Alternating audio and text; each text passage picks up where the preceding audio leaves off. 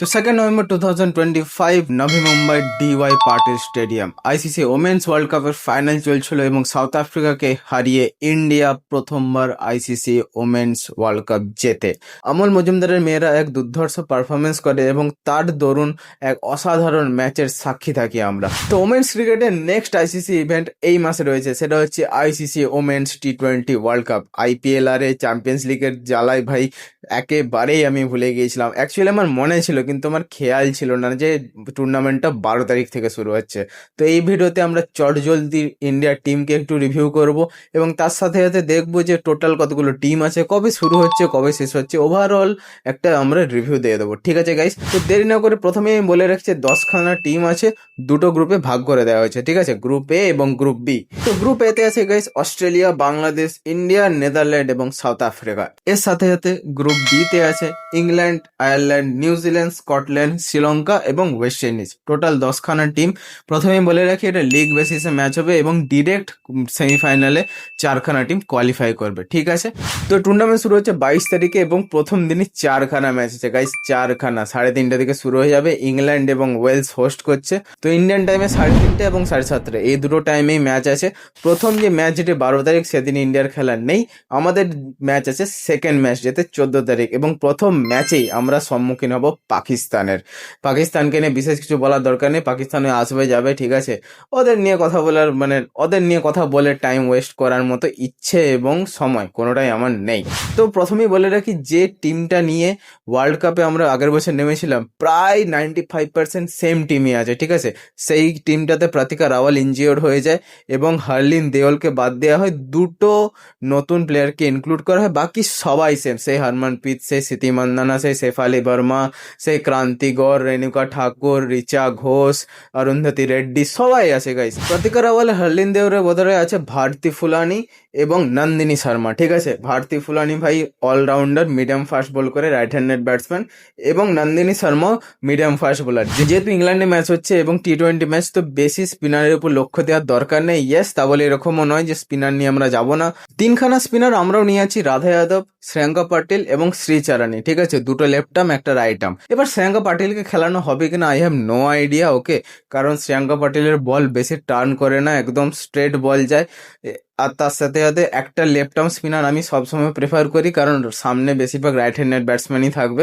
তো right handed ব্যাটসম্যানকে ফাঁসানোর জন্য always a left arm slow orthodox খুবই উপযোগী। সেটা আমরা ইন্ডিয়ার মেন্স টিমে মিডল অফ দ্য ওভারে যুবরাজ সিং এককালে কাজ করতো। ঠিক আছে, রবীন্দ্র জাদেজার একটা এরা ছিল। তো left arm orthodox is a very good option, specially টি20তে, কারণ লেফট আর্ম অর্থোডক্স একটু ফ্লাইট দেয়, ব্যাটসম্যানরা এগিয়ে এসে মারতে চায় এবং স্টাম্প হওয়ার একটা সম্ভাবনা থেকেই যায়। আমাদের কুইন মান্দানা অবশ্যই আছেন, তার সাথে ওপেন করবেন শেফালি বর্মা, 3-এ আই গেস জেমিমা রড্রিগেজ এবং 4-এ আমাদের ক্যাপ্টেন হরমনপ্রীত কর। ব্যাটিং লাইন আপ দুর্ধর্ষ আছে, রিচা ঘোষ আছে নিচে। ঠিক আছে, ইয়াস্তিকা ভাটিয়া আছে, একটা সলিড লেফট হ্যান্ডার, মিডল ওভারে ভালো স্পিন খেলতে পারে। এবং যদি ফাস্ট বোলিং অ্যাটাক আমরা দেখতে চাই, রেণুকা সিং ঠাকুর, অরুন্ধতী রেড্ডি, একজনের কাছে প্রপার ইনসুইং আছে, আরেকজনের কাছে দুদিকে মুভমেন্ট করে, সিম মুভমেন্ট বেশি হয়। কিন্তু রেণুকা সিং ঠাকুরের ওই যে ইনসুইংটা ইংল্যান্ডে বাই একদম ফাটাফাটি হবে, একদম মারকাটারি। যদি ঠিক লাইন লেন্থে ফেলে দেয় না, সামনের টিম 50 রানে অলডাউন হতে পারে, আমি সিরিয়াসলি বলছি। যেটা সব থেকে বড় ইস্যু সেটা হচ্ছে ফিল্ডিং। ব্যাটিং বোলিং তুই যাই করলে ভাই, ফিল্ডিং যদি ঠিক না হয়, আর আমি ফিল্ডিং এই জন্যে বলছি কারণ আগের বছর ওয়ার্ল্ড কাপেও আমরা অনেক কিছু বগলেছি ভাই, অনেক বেশি বগলেছি। তো আমি আশা করবো আমল মজুমদার সেটার উপর কাজ করেছে এবং ক্যাপ্টেন হরমনপ্রীত কর তার যে অ্যাটিটিউড, তার যে জেতার যে মানসিকতা, সেটা পুরোটা নিয়ে এসে আবার মাঠে নামবে। এবং মানে আমি তো সত্যি বলছি, মন থেকে আশা করবো যে মেন্স টিমের যেরকম সাফল্য সেরকম ঠিক সাফল্য ওমেন্স টিমের হয়। এইখানে পুরো টিম লিস্ট আমি দিয়ে দেবো। সত্যি কথা বলছি, নন্দিনী শর্মা এর আমি খেলা দেখিনি, আমি পুরো স্ট্যাটিস্টিক্স আর চেক করলাম, আর সেরকম প্রিভিয়াস যে বিরাট record, I have no idea কেন একে নেওয়া হয়েছে। এবার ইন্ডিয়ার কি বলবো, সিলেক্টররা তো 4 অক্ষর নয়, তারা জানে কাকে নিতে হবে, কোন টুর্নামেন্টে খেলাতে হবে, বাইরে ইভেন্ট আছে, আইসিসি ইভেন্ট আছে, বড় টিমদের এগেনস্টে খেলতে হবে। যখন নকআউটসে আমরা যাব তখন সামনে Australia Australia, south Africa, West Indies যে সমস্ত টিম আসবে সেখানে ফাটাফাটি মারপিট হবে, ঠিক আছে? মারপিট ইন দ্য সেন্স ব্যাটার বলের মধ্যে, গাইস কি সব বলছিস তোরা। এরপর নকআউটসটা আমি একটু ছোট্ট করে বলে দিই। তো দুটো গ্রুপ থেকে দুটো করে টিম উঠে যাবে 1 আর 2। 30শে জুন হবে প্রথম সেমিফাইনাল, 2nd জুলাই হবে সেকেন্ড সেমিফাইনাল এবং 5th জুলাই হবে লর্ডস ক্রিকেট গ্রাউন্ডে ফাইনাল, ঠিক আছে? ইংল্যান্ড হচ্ছে তো লর্ডসে তো ফাইনাল হবেই। তো লাস্টের ফাইনাল আমি এবার বলে দিই যে আমার কি মনে হয় যে দুটো গ্রুপ থেকে কোন কোন দুটো টিম যাবে। ওকে গাইস, গ্রুপ এ থেকে অস্ট্রেলিয়া এবং ইন্ডিয়া, কে 1-এ থাকবে কে 2-এ থাকবে ডাজন্ট ম্যাটার, কোয়ালিফাই করলেই হলো।